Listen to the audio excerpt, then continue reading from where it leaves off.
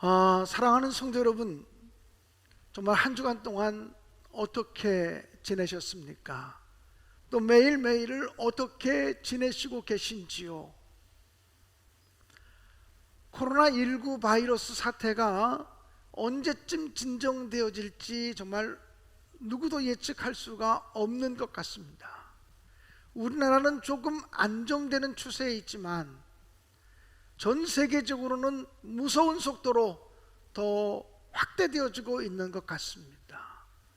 고통당하는 자들을 위해서 우리가 함께 기도하고, 우리도 할 수만 있다면 이 코로나19 바이러스가 빨리 종식되도록 함께 기도하며 협력하는 그러한 마음을 갖게 되기를 간절히 기원합니다. 사랑하는 여러분, 오늘은 종료주일입니다. 종료주일은 예수께서 십자가 고난을 담당하시고 온 인류의 죄악을 담당하시기 위해서 어린 나귀를 타시고 예루살렘 성으로 입성하시는 그런 날입니다. 예수께서 어린 나귀를 타시고 예루살렘 성으로 입성하실 때 사람들은 종려나무 가지를 꺾어서 흔들면서 호산나를 외쳤습니다. 그리고 자기의 옷을 벗어서 예수님이 지나가시는 길에 깔아놓으면서 예수님이 타신 그 나귀가 그 옷을 밟고 지나가도록 했습니다. 바로 예수께서 예루살렘 성에 입성하신 것을 기념하는 주일이 오늘입니다. 그리고 오늘부터 이제 부활주일 전날까지, 이번 주 토요일까지 고난주간을 우리가 보내게 됩니다. 더욱더 특별히 주님을 기억하시고 십자가의 주님을 바라보는 한 주간이 되시기를 간절히 기원드립니다. 무엇보다 금요일 날은 예수께서 십자가를 지시고 운명하신 날인 것을 기억하면서, 특별히 금요일은 성금요일이라고 하는 사실을 기억하고 더 거룩한 마음으로 한 날을 보낼 수 있게 되기를 간절히 부탁을 드립니다. 저는 목사에게 주어진 여러 가지의 책임과 사명들이 있지만, 임종 직전에 있는 환자들이 있으면, 할 수만 있으면 의식이 있을 때 찾아가서 신방하면서 죽음을 준비하시라고, 하나님 나라 가실 수 있는 준비를 하시라고 이야기하면서 십자가 복음을 증거해주고 다시 한번 십자가 복음을 확인시켜주는 것이 목사에게 주어진 사명이라고 믿고 있습니다. 아직도 살아계셔서 죽음 직전에 있으면서도 목사가 가면 저 병 낫게 해주세요라고 기도하는, 병 낫게 해달라고 기도해달라고 요청하는 분들을 향해서 죽음을 준비하시라고, 하나님 나라 가실 준비하시라고 이야기하는 것은 어떤 때는 조금 가혹하게 느껴질 때도 있습니다만은, 목사의 책임은 제정신이 있을 때, 아직 의식이 있을 때 십자가 복음을 정확하게 들려주는 것, 이것이 목사의 사명이라고 생각하면서 때를 따라 어려운 신방을 할 때가 있습니다. 제가 예전에 다른 교회에서 목회할 때, 지금은 돌아가셔서 하나님 나라에 가셨지만 김동보 장로님이라고 하는 분의 그 임종 예배를 저는 잊을 수가 없습니다. 그 김동보 장로님이라는 분이 임종 직전이었습니다. 근데 의식이 있으셨습니다. 그 장로님과도 상의하고 가족들과도 상의해서 임종 예배를 살아있을 때 드리자고 이야기를 했습니다. 근데 장로님이 그렇게 하시면 좋겠다고 이야기를 해서 목사인, 담임 목사인 저와 우리 부목사님들, 그리고 전도사님들, 교회 직원들과 그 장로님이 속한 남선교 회원들이 함께 가서 마지막 임종 예배를 드렸습니다.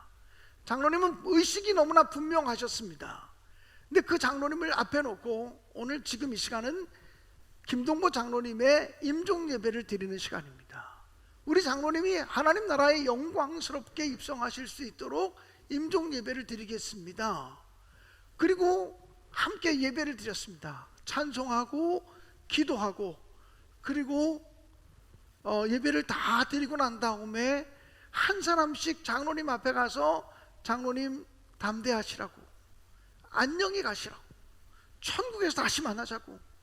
그리고 인사를 한 사람씩 다 나누었습니다. 다 한 사람씩 인사를 나누고 난 다음에 그 장로님은 목에 이제 그 호흡을 위해서 구멍을 뚫고 있었거든요. 그런데 누워서 힘은 다 빠지셨지만 그 구멍 뚫린 목을 손으로 이렇게 가리시면서 다 감사합니다. 천국에서 다시 만나요. 다 감사합니다. 천국에서 다시 만나요. 그러게 우리에게 알아들을 수 있을 듯, 또 귀를 기울이지 않으면 알아들을 수 없는 자그마한 소리지만 그렇게 인사를 나누셨습니다. 장로님, 천국에 다시 만나요.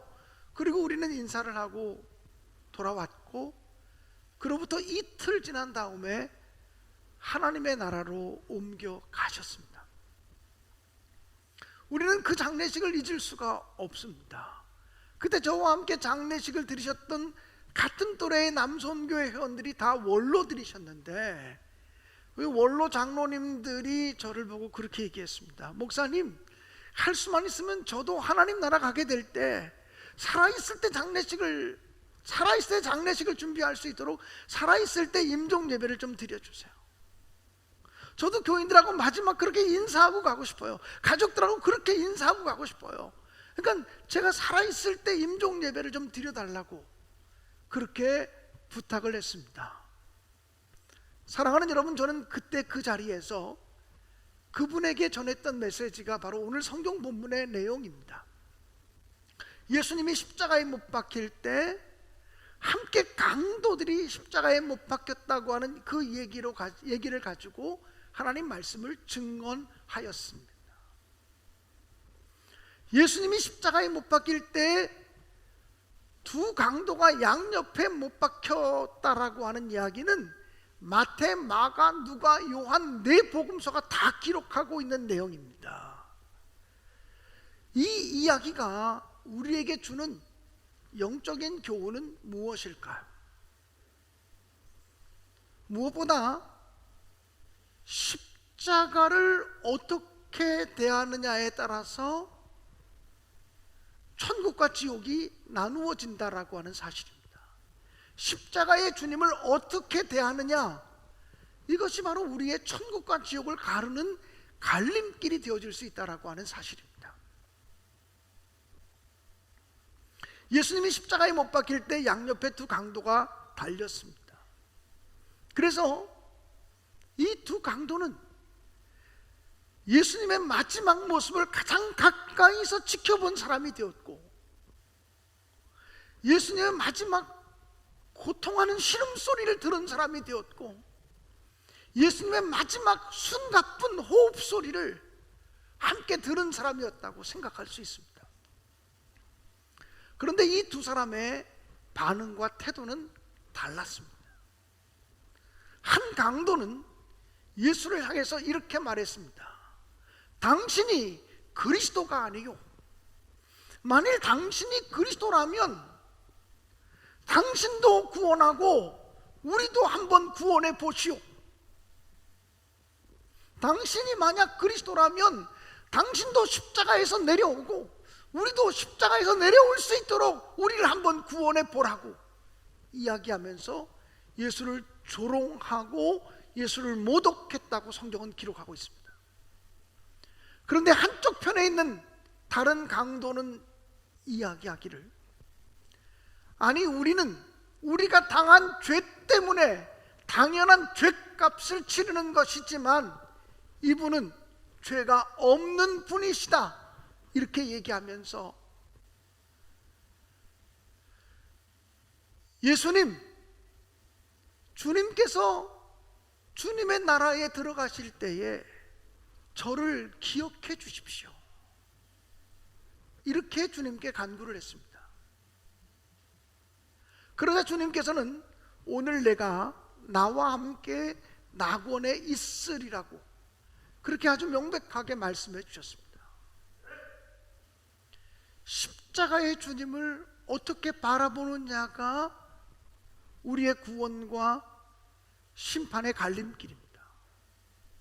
십자가의 주님을 어떻게 대하느냐가 생명이냐 사망이냐의 분기점이라고 하는 사실을 꼭 말씀드리고 싶습니다. 이 두 강도의 태도는 오늘날도 예수 그리스도의 십자가를 바라보는 세상 사람들의 태도를 대변해 주는 것이라고 이야기할 수 있습니다. 세상 사람들 가운데 더 많은 사람들은 예수님의 십자가를 조롱하고 모독합니다. 예수님의 십자가를 바라보며 힘이 없고 무능한 모습이라고 이야기합니다. 당신이 그리스도라면 어떻게 그렇게 무능한 모습으로 십자가에서 죽을 수가 있느냐? 십자가에 못 박혀 죽는 무능한 당신을 어떻게 우리의 구원자로, 우리의 메시아로 인정할 수 있겠느냐라고 얘기합니다. 그런데 또 한쪽 부류의 사람들은 예수님의 십자가의 고난이 우리 모든 인류를 위한 것임을 기억합니다. 예수님의 십자가의 죽으심이 나를 위한 것임을 기억하며 감사하고 회개합니다. 예수님의 십자가를 바라보며 상반된 반응을 보였던 것은 예수님의 십자가 좌우편에 있던 강도들에게만 있었던 것이 아니라 오늘 우리들에게도 그대로 나타날 수 있다고 하는 사실입니다. 사랑하는 여러분, 여러분은 십자가의 주님을 어떻게 바라보고 계십니까? 신약 성경 고린도전서 1장 18절은 이렇게 이야기하고 있습니다. 십자가의 도가 멸망하는 자들에게는 미련한 것이요 구원을 받은 우리에게는 하나님의 능력이라. 십자가의 구원의 도리가 멸망하는 사람들에게는 참으로 미련한 것처럼 보일 수밖에 없다는 것입니다. 그러나 구원받은 우리들에게는 십자가의 도, 예수님이 십자가의 죽으심으로 죄인을 구원하셨다고 하는 십자가의 구원의 도리가 하나님의 능력이라고 명백하게 말씀하였습니다.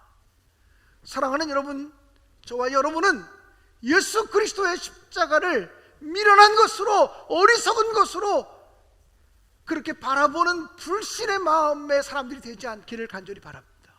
예수 그리스도의 십자가를 보며 하나님의 사랑을 느끼고 예수 그리스도의 십자가를 보며 우리를 향한 한없는 주님의 용서를 경험하는, 그리고 우리의 죄를 회개하고 주님 앞으로 나아가는 이 고난 주간이 되어질 수 있기를 주님의 이름으로 간절히 축원합니다.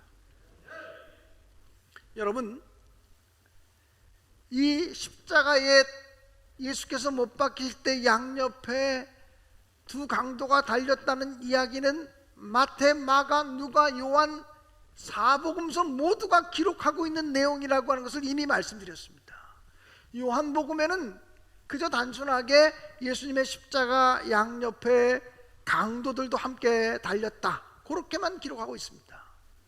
마태복음과 마가복음에는 예수님이 십자가에 못 박힐 때 양옆에 있는 강도들 모두가 다 예수를 조롱하고 예수를 비난했다고 그렇게 기록하고 있습니다.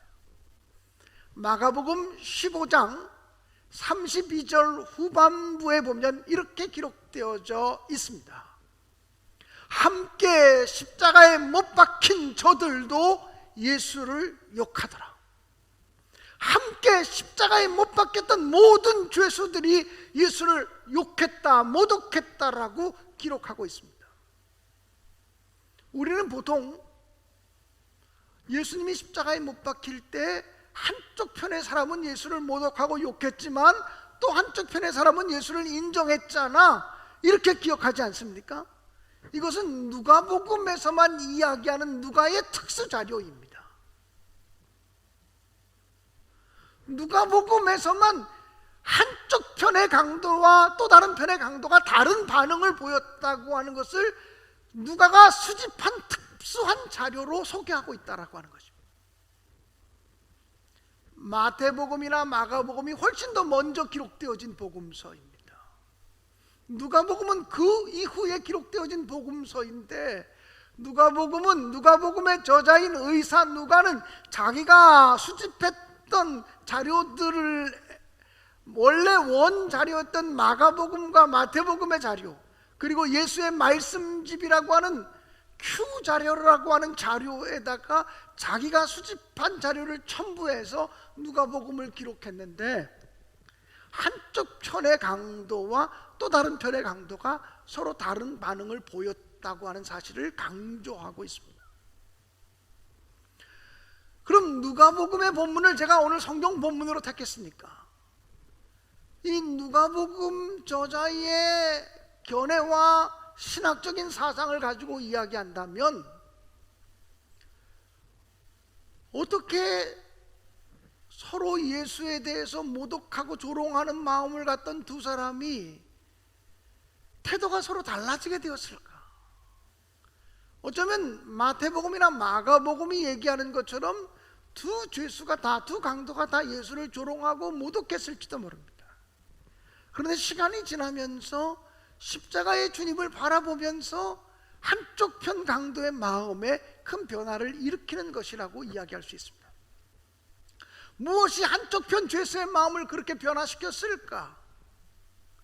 어떤 것이 예수 그리스도를 바라보면서 십자가의 주님을 메시아로 고백하게 되었을까?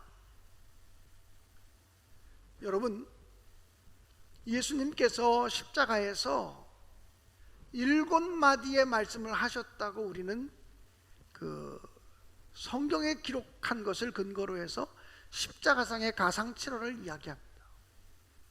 십자가에 달리신 주님이 제일 먼저 하신 말씀은 무엇이었냐면, 아버지여, 저들을 용서하옵소서.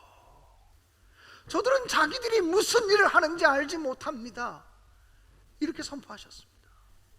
십자가에 매달려서 그 고통이 얼마나 크고 그 아픔이 얼마나 큰지 도저히 견딜 수 없어서 온몸이 비틀어지고 얼굴이 일그러지고 숨을 쉴 수도 없을 만큼 고통이 밀려오는 그런 가운데서도 함께 옆에 십자가에 달린 예수를 바라보니 예수님은 사랑이었습니다. 자기들의 모습과는 다르게 예수 그리스도는 용서의 말씀을 선포하신 것을 보게 됩니다. 아버지여, 저들을 용서하옵소서. 저들은 자기들이 무슨 일을 하는지 알지 못합니다. 이렇게 용서를 선포하시는 예수의 사랑의 모습을 보면서 혹시 한쪽 편 강도의 마음이 움직여지고 변화되어지면서 예수를 구주로 고백한 것은 아닐까, 이렇게 우리는 생각할 수 있습니다. 사랑하는 여러분, 굳어진 사람의 마음을 변화시키는 것은 무엇입니까? 돌처럼 굳어진 사람의 마음, 싸늘한 사람의 마음을 변화시키는 것은 용서이고 사랑입니다. 주님의 한없는 용서와 사랑이 한쪽 편 강도의 마음을 변화시켜서 그로 하여금 예수를 구주로 고백하게 했다라고 우리는 해석할 수 있습니다. 사랑하는 여러분, 용서는 하나님의 영역입니다. 용서는 하나님의 성품입니다. 그러므로 용서하는 사람은 용서할 수 없는 사람을, 도무지 받아들일 수 없는 사람을 받아들이고 용서하는 사람은 신의 성품, 하나님의 성품에 동참하고 있는 것입니다. 사랑할 수 없는 사람을 사랑하는 사람은 거룩한 예수 그리스도의 마음에 동참하고 있다라고 하는 사실입니다. 미움은 사탄의 영역에 속한 것입니다. 미워하면서도 시기하고 증오하고 질투하는 삶을 살면서도 이것이 사탄에게 지배받고 있는 것을 모르는 경우들이 너무나 많습니다. 우리가 미움의 노예가 되어지면 우리는 우리도 모르는 사이에 사탄의 지배에 들어간 것이고 사탄의 꾀임에 넘어간 것이고 사탄의 손발 노릇을 하고 있다라고 하는 사실을 기억하셔야 되겠습니다. 사랑하는 여러분, 이 고난주간에 우리가 기억해야 될 것은 예수의 용서와 한이 없는 예수의 사랑입니다. 예수님의 용서, 예수님의 사랑, 그것보다 더 귀한 복음은 없습니다. 사랑하는 여러분, 이 고난주간을 살아가면서 우리의 굳어진 마음이 예수님의 용서로 녹아질 수 있기를 간절히 원하고, 뿐만 아니라 저와 여러분을 향한 하나님의 사랑이 뜨겁게 느껴져서 주님 앞으로 한 걸음씩 더 나아가는 한 주간이 되어질 수 있기를 주님의 이름으로 축복합니다. 사랑하는 여러분, 오늘 성경 본문을 묵상하면서 또 한 가지 분명히 깨달아지는 진리가 있습니다. 회개에는 늦은 시간이 없다라고 하는 것입니다. 회개하기에 늦은 시간은 없다라고 하는 것입니다.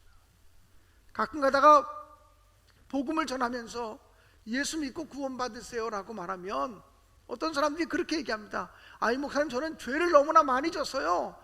회개할 수가 없어요. 저 같은 죄인이 어떻게 회개합니까?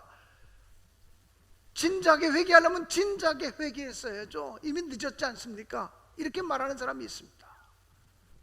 또 어떤 사람은 반대로 구원에 대해서 얘기할 때 그래도 하나님의 은혜로 구원받는다고 할지라도 구원받는 사람은 어느 정도 선행과 의로움이 있어야 구원받는 거지, 그의 삶이 도무지 선하지 않고 도무지 의롭지 않은데 구원받는다는 것은 이해할 수 없다, 이렇게 얘기하기도 하고, 늙음하게 예수 믿어서 구원받는 사람 이해할 수 없고, 평생을 불신자로 살다가 병원에 입원해서 죽기 직전에 세례받고 예수 믿는 사람 이해할 수 없다, 이렇게 얘기하는 경우들도 많이 있습니다. 우리 인간의 마음속에는 그래도 구원받으려면, 그래도 하나님 나라를 가려면 내 의로움이 무언가 전제되어야 되는 것 아닌가, 이런 생각이 우리의 마음속에 깔려 있습니다. 여러분, 우리 속담 중에 하늘은 스스로 돕는 자를 돕는다라는 말이 있습니다. 저는 예전에는요, 하늘은 스스로 돕는 자를 돕는다는 말이 성경에 나오는 말인 줄 알았습니다. 이게 속담이 아니라 성경에 나오는 말인 줄 알았습니다. 근데 성경을 제가 읽어보면서 깨달아지는 진리는 뭐냐면, 하늘은 스스로 도울 수 없는 자를 돕는다는 거죠. 하늘은 스스로 도울 수 없는 자를 돕는다. 하나님의 구원의 은혜는, 하나님의 용서의 사랑은 내가 나 자신을 구원할 수 없기 때문에 하나님의 용서가 우리에게 베풀어지는 것이고, 내가 나 자신을 구원할 수 없기 때문에 하나님의 구원하심이 예수 그리스도를 통해서 우리에게 임하게 된 줄로 분명히 믿습니다. 사랑하는 여러분, 그러므로 회개하기에 늦은 시간은 없습니다. 예수님이 십자가에 못 박힐 때 한쪽 편의 강도가 마지막 죽음 직전에 예수여, 당신의 나라에 임하실 때에 나를 기억하옵소서 라고 고백했는데, 이 사건은 구원이 어떤 사람들에게 어떻게 이루어지는지를 아주 극단적으로 보여주는 사건이라고 저는 생각합니다.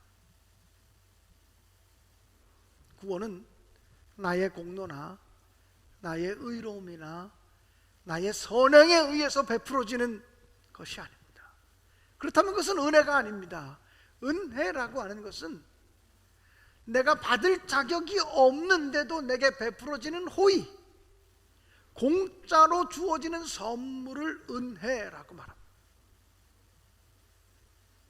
여러분, 다른 종교에는 없고 기독교에만 있는 가치가 무엇이라고 생각합니까? 사랑입니까? 사랑이라는 것은요, 다른 종교에도 있습니다. 자비입니까? 불교가 오히려 자비를 더 많이 얘기합니다.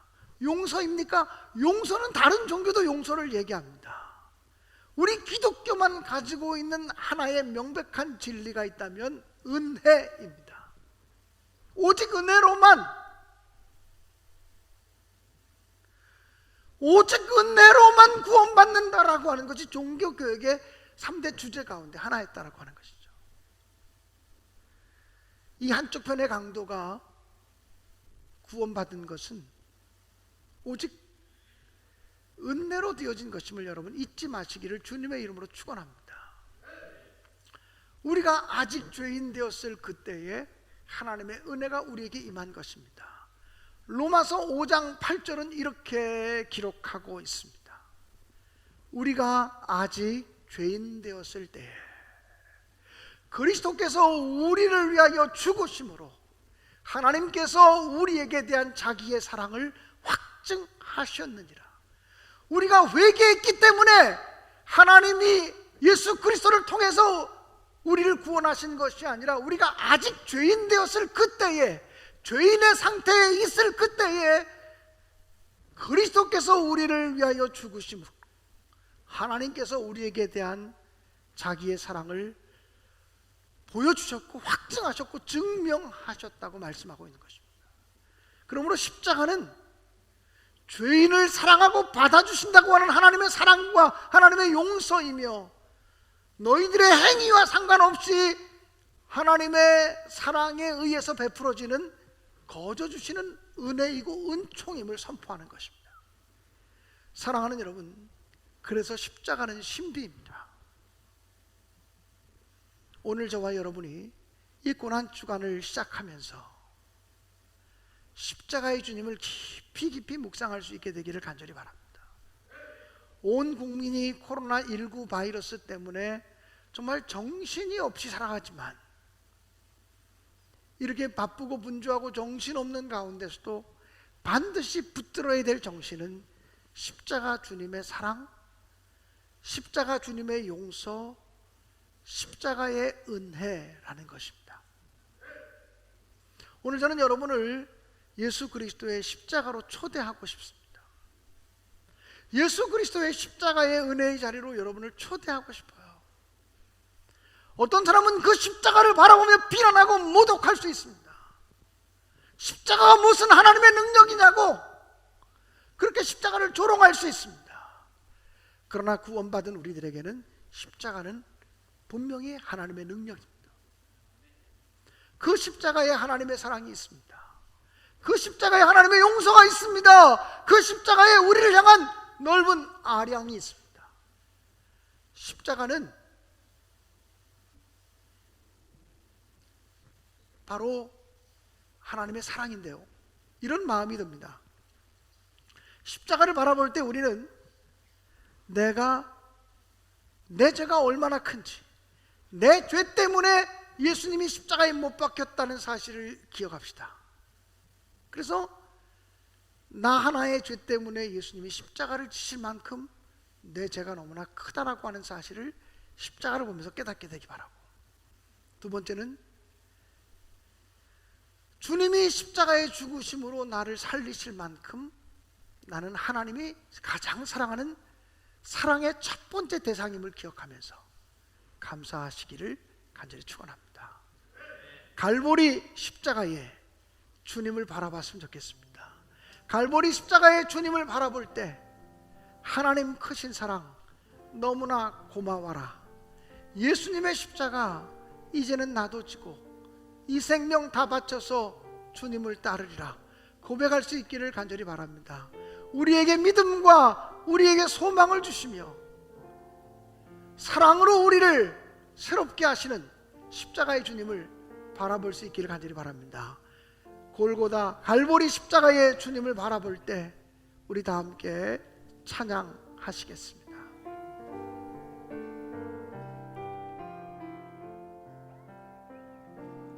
갈보리 십자가에 주님을 바라볼 때 하나님 크신 사랑 너무나 고마워라, 너무나 고마워라. 예수님의 십자가, 예수님 내 십자가 이제는 나도 지고 이제는 나도 지고 이 생명 다 바쳐서 생명 다 바쳐서 주님을 따르리라 주님을 따르리라. 다시 한번 1절 찬양하겠습니다. 갈보리 십자가에 십자가에 주님을 바라볼 때 주님을 바라볼 때 하나님 크신 사랑 하나님 크신 사랑 너무나 고마워라 너무나 고마워라 예수님의 십자가 예수님의 십자가 이제는 나도 지고 이 생명 다 바쳐서 이 생명 다 바쳐서 주님을 따르리라 주님을 따르리라. 우리에게 믿음과 소망을 주시며 소망을 주시며 사랑으로 세상을